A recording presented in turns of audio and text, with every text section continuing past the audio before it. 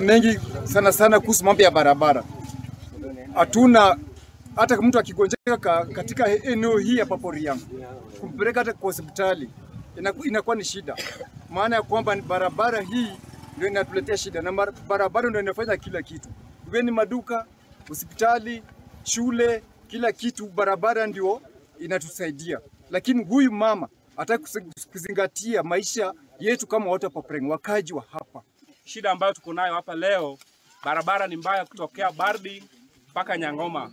Zaidi ya hapa Poriang hapa ni mbaya kabisa. Sasa tunaomba mama utoke nje utusaidie kama watu wa Southeast.